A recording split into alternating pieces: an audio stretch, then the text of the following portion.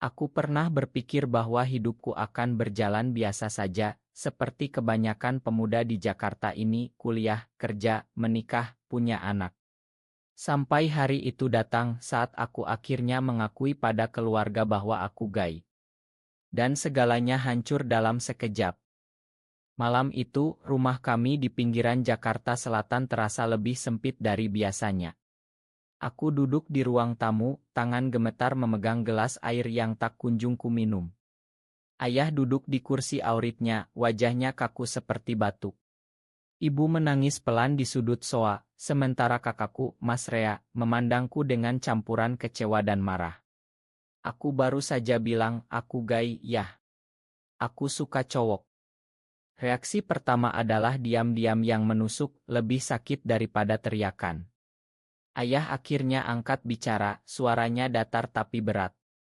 Kamu yakin ini bukan AC? Bukan pengaruh teman-temanmu di kampus? Aku menggeleng.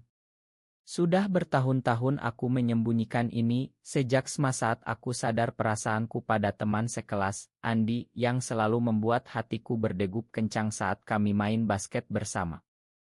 Aku lahir di keluarga sederhana tapi religius. Ayah guru ngaji di masjid dekat rumah, ibu-ibu rumah tangga yang aktif di pengajian. Kami anak dua bersaudara, aku yang bungsu, Mas Rea yang sudah menikah dan punya anak. Sejak kecil, aku selalu yang pendiam, yang patuh. Tapi di dalam hati ada rahasia yang semakin membesar. Di Jakarta yang ramai ini, aku sering diam-diam mencari informasi di internet, bergabung di forum anonim, membaca cerita orang-orang seperti aku. Tapi mengakuinya pada keluarga, itu seperti bunuh diri sosial. Setelah pengakuan itu, ayah memaksaku menandatangani surat perjanjian. Kamu boleh tetap tinggal di rumah ini, tapi janji jangan pernah bilang ke siapapun lagi. Jangan bawa pulang cowok. Jangan tunjukkan apa-apa. Kita anggap ini penyakit yang harus disembuhkan. Aku menandatanganinya dengan tangan gemetar, air mata jatuh ke kertas. Ibu memelukku sambil bisik, ini ujian dari Allah, nak. Kita cari pengobatan. Hari-hari berikutnya terasa seperti neraka. Di rumah, suasana tegang. Mas Rea jarang bicara denganku, katanya malu punya adik seperti aku. Di kampus, aku pura-pura normal, tapi hati rasanya mati. Sampai aku bertemu dia, Raka. Raka adalah teman kuliah di jurusan arsitektur. Kami sering satu kelompok tugas. Dia tinggi, berkulit sawo matang khas Jawa, senyumnya selalu hangat, matanya dalam seperti sumur yang menyimpan rahasia. Pertama kali kami benar-benar ngobrol panjang adalah saat mengerjakan proyek di KAI dekat kampus. Hujan deras di luar, kami terjebak berdua. Kamu kelihatan sering melamun akhir-akhir ini, katanya tiba-tiba. Aku tersenyum kaku. Biasa, masalah keluarga. Dia tak memaksa, tapi dari situ kami semakin dekat. Kami sering jalan bareng, makan bakso pinggir jalan, nonton film di bioskop murah. Raka cerita tentang keluarganya di Bandung, ayahnya yang keras, ibunya yang lembut. Aku belum berani cerita tentang diriku. Tapi setiap kali bersamanya, hati yang kujaga rapat-rapat mulai retak. Tatapannya, sentuhan tangan saat kami saling oper dokumen, membuatku sadar, inilah yang kucari selama ini. Suatu malam, setelah kami pulang dari presentasi kelompok, Raka mengajakku ke taman dekat kosannya. Jakarta malam itu sejuk, angin berhembus pelan. Kami duduk di bangku, minum kopi kemasan. Ardi, katanya pelan, aku harus bilang sesuatu. Jantungku berdegup kencang.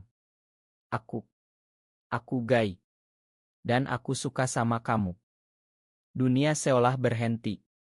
Aku memandangnya, tak percaya. Air mata mengalir tanpa kusadari. Aku juga, bisikku. Aku juga gay. Dan aku sudah lama suka sama kamu. Kami saling peluk di taman itu, di bawah lampu jalan yang redup. Untuk pertama kalinya, aku merasa bebas. Rasa hangat tubuhnya, napasnya di leherku membuat semua beban terasa ringan. Tapi di balik kebahagiaan itu aku tahu ini baru awal dari badai yang lebih besar. Hubungan kami mulai diam-diam, Raka mengerti posisiku. Kita pelan-pelan aja, katanya. Kami bertemu di tempat-tempat tersembunyi, kayak kecil di kemang, taman belakang kampus saat malam, atau kosannya yang sepi. Setiap pertemuan seperti mimpi. Kami bicara panjang tentang mimpi, tentang ketakutan, tentang masa depan yang tak pasti di negeri ini. Raka cerita bagaimana dia sadar orientasinya saat SMA di Bandung. Aku pernah pacaran sama cewek, tapi rasanya kosong.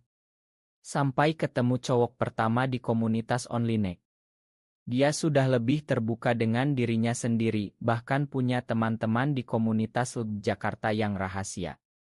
Aku iri padanya, tapi juga takut. Keluargaku terlalu konservatif di lingkungan kami, gay dianggap dosa besar, penyakit barat. Tapi cinta ini terlalu kuat untuk ditahan.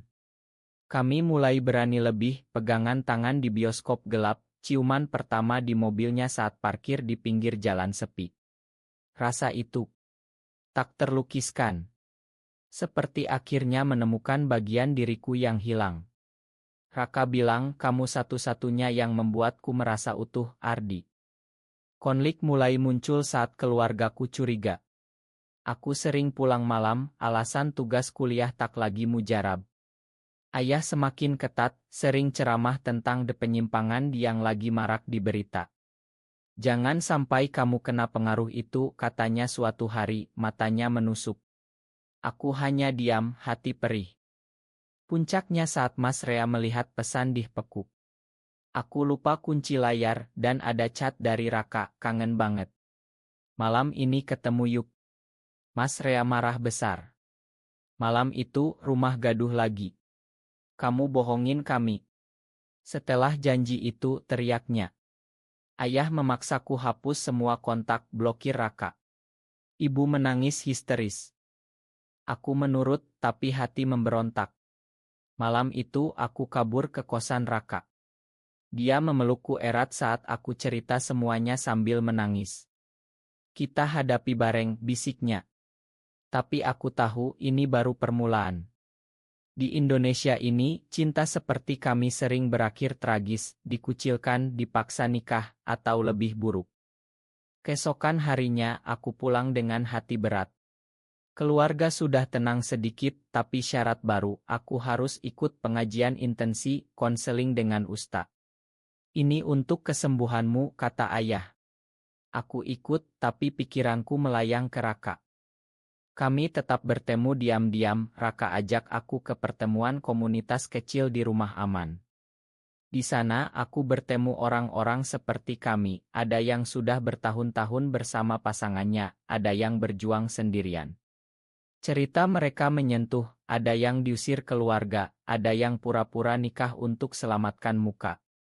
Tapi ada juga yang bahagia, saling dukung. Dengan Raka hubungan kami semakin dalam. Kami bicara tentang mimpi pindah ke kota lebih toleran, atau bahkan ke luar negeri suatu hari.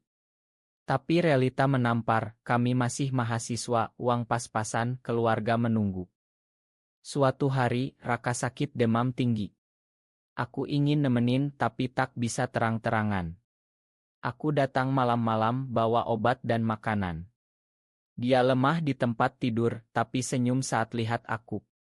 Kamu risiko besar datang ke sini, katanya. Aku pegang tangannya. Kamu lebih penting dari apapun. Malam itu, kami hanya berbaring berdampingan, bicara pelan tentang masa kecil, tentang ketakutan terbesar. Raka bilang, aku takut kehilangan kamu karena tekanan ini. Aku jawab, aku juga. Tapi aku tak bisa lagi pura-pura. Tapi rahasia tak pernah aman selamanya.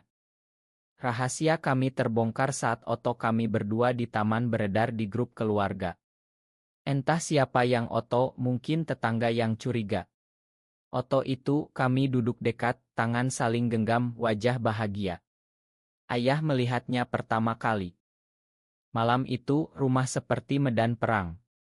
Ayah marah luar biasa, pukul meja sampai pecah gelas. Kamu nodai nama keluarga. Besok kamu keluar dari rumah ini. Ibu pingsan, Mas Rea harus bawa ke dokter. Aku dikurung di kamar, hap disita. Aku menangis sepanjang malam, tapi juga marah. Kenapa cinta ini harus jadi dosa? Kenapa aku tak boleh bahagia seperti orang lain? Raka panik saat tahu. Dia datang ke depan rumah, tapi tak berani masuk. Kami hanya chat lewat teman. Aku jemput kamu, kita pergi aja, tulisnya. Tapi aku takut. Keluarga satu-satunya yang kumiliki. Keesokan harinya, keluarga rapat besar. Ada paman, tante, bahkan ustad datang. Mereka bilang aku kesurupan, perlu ruyah. Aku dipaksa ikut, duduk di tengah lingkaran, air mata jatuh saat doa-doa dibaca. Tapi di hati aku berdoa lain, Tuhan, jika kau ciptakan aku begini, kenapa harus jadi ujian seberat ini? Setelah itu aku diusir sementara ke rumah Mas Rea di Bekasi. Di sana kamu tenang, jauh dari pengaruh Jakarta, kata ayah. Aku tak boleh hubungi Raka lagi. Di rumah Mas Rea, suasana dingin. Iparku baik, tapi anak-anaknya dijauhkan dariku. Mas Rea sering ceramah, kamu egois, Ardi. Pikirkan orang tua. Aku diam saja, tapi malam-malam aku nangis sendirian. Raka tak menyerah. Dia kirim surat lewat teman, bilang dia tunggu aku. Cinta kita lebih kuat dari ini. Aku baca surat itu berulang kali, hati hangat lagi. Beberapa minggu kemudian aku kabur kembali ke Jakarta. Ketemu Raka di stasiun. Kami peluk erat di keramaian, tak peduli orang lihat. Aku pilih kamu, bisikku. Kami mulai hidup susah, kos murah berdua, kerja part-time sambil kuliah. Uang kiriman dari keluarga stop total. Tapi bersama Raka semua terasa berarti. Kami masak bareng, belajar bareng, malam-malam bicara sampai pagi. Tapi tekanan tak berhenti. Berita tentang LB semakin panas, raya di tempat-tempat tertentu. Kami semakin hati-hati.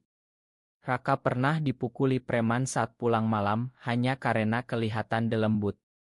Aku rawat lukanya sambil nangis. Ini harga yang harus kita bayar, katanya pahit. Konflik dalam diri semakin dalam. Aku rindu ibu, rindu rumah. Suatu hari ibu telepon lewat nomor tetangga, pulanglah, nak. Ayah sakit. Hati remuk. Aku pulang sendirian, Raka paham. Di rumah, ayah terbaring lemah, stroke ringan katanya karena stres. Melihatku, dia nangis. Main ayah, bisiknya. Pertama kali aku lihat ayah lemah begitu. Ibu peluk aku erat. Kami salah mendidikmu. Tapi syarat tetap, tinggalkan gaya hidup itu. Aku diam saja. Aku kembali ke Raka dengan hati campur aduk. Mereka mulai lunak, ceritaku. Tapi Raka khawatir. Jangan sampai kamu dipaksa nikah atau apa. Aku geleng tapi dalam hati takut. Hubungan kami semakin matang. Kami rencanakan masa depan, lulus kuliah, kerja di Irma Arsitektur, mungkin pindah ke Bali yang lebih toleran. Raka bilang suatu hari kita adopsi anak, punya keluarga kecil. Tapi badai baru datang. Mas Rea temukan alamat kos kami, datang dengan beberapa orang. Kamu bawa adikku ke neraka, teriaknya pada Raka. Mereka pukuli Raka, aku coba lindungi tapi ikut kena. Darah mengalir dari hidung Raka, aku menangis histeris. Polisi datang karena tetangga lapor. Kami tak berani lapor balik, takut identitas terbongkar lebih luas. Raka dirawat di klinik kecil, aku jaga semalaman. Ini pengkhianatan dari keluargamu sendiri, katanya pelan, matanya sedih. Aku marah pada Mas Rea. Telepon dia, kamu saudara kandungku. Kenapa begini? Dia jawab dingin, aku selamatkan kamu dari dosa. Hati remuk. Pengkhianatan terasa paling sakit dari orang terdekat. Aku putus hubungan dengan keluarga sementara. Bersama Raka, kami bangkit lagi. Kami cari dukungan di komunitas cerita pengalaman. Banyak yang bilang waktu akan ubah mereka perlahan. Kami mulai aktif di kegiatan advokasi diam-diam, bantu orang-orang seperti kami yang tertekan. Cinta kami semakin kuat di tengah cobaan. Raka bilang, kamu satu-satunya saudara yang kumiliki sekarang. Aku jawab, kamu lebih dari saudara buatku. Suatu hari ibu datang sendirian ke kos. Melihat kami berdua, dia nangis. Main ibu, nak. Ibu baca-baca, tanya Usta yang lebih terbuka. Ini bukan pilihanmu, tapi ciptaan Tuhan. Dia peluk Raka juga. Terima kasih sudah jaga anak ibu. Ayah masih keras, tapi ibu mulai jadi jembatan. Perlahan komunikasi terbuka lagi. Tahun berlalu. Kami lulus kuliah, kerja di Irma yang sama. Hidup stabil meski sederhana. Keluarga perlahan menerima meski tak sepenuhnya. Ayah mulai bicara lagi denganku meski tak pernah sebut Raka. Mas Rea minta maaf suatu hari saat anaknya sakit dan aku bantu biaya rumah sakit. Aku salah, Di. Aku takut kehilangan kamu. Tapi konflik terakhir datang saat kami ingin komitmen lebih. Di Indonesia, tak ada pernikahan sesama jenis. Kami rencanakan upacara sederhana dengan teman-teman komunitas, simbolis saja. Keluarga tahu, ayah marah lagi. Jangan nodai nama keluarga dengan acara itu. Tapi ibu dukung diam-diam, biarkan mereka bahagia, ya. Akhirnya upacara kecil di rumah teman. Hanya 20 orang, tapi penuh makna. Kami tukar cincin janji setia di depan semua. Raka menangis saat bilang, kamu satu-satunya yang membuatku bertahan di dunia ini. Malam itu, kami bahagia luar biasa. Tapi paginya, berita buruk, ada raya di komunitas lain, beberapa teman ditangkap. Ketakutan kembali. Kami putuskan pindah ke Yogyakarta, kota lebih ramah. Di sana, kami mulai hidup baru. Kerja, punya rumah kecil, tanam bunga di halaman. Bertahun-tahun kemudian, aku duduk di teras rumah kami di Jogja, Raka di sampingku memegang tangan. Kami sudah bersama lebih dari 10 tahun. Keluarga akhirnya menerima sepenuhnya, ayah bahkan datang ke rumah kami, peluk Raka saat ulang tahunnya. Main ayah dulu, katanya. Mas Rea punya anak lagi, sering ajak main ke rumah kami. Anak-anaknya panggil kami Om Ardi dan Om Raka. Hidup tak sempurna. Masih ada diskriminasi, masih ada ketakutan. Tapi cinta kami membuktikan hati tak bisa ditahan. Pengkhianatan dulu jadi pelajaran, membuat kami lebih kuat. Aku pernah berpikir cinta seperti ini mustahil di negeri ini. Tapi Raka buktikan sebaliknya. Kami bukan hanya bertahan, kami bahagia. Dan suatu hari, saat matahari terbenam di sawah depan rumah, Raka bisik, terima kasih sudah tak menyerah padaku. Aku jawab, kamu satu-satunya saudara yang kumilih sendiri. Cinta kami, meski penuh luka, akhirnya menemukan damai. Di tengah masyarakat yang perlahan berubah, kami jadi bagian dari harapan bahwa suatu hari, semua bisa mencintai tanpa takut.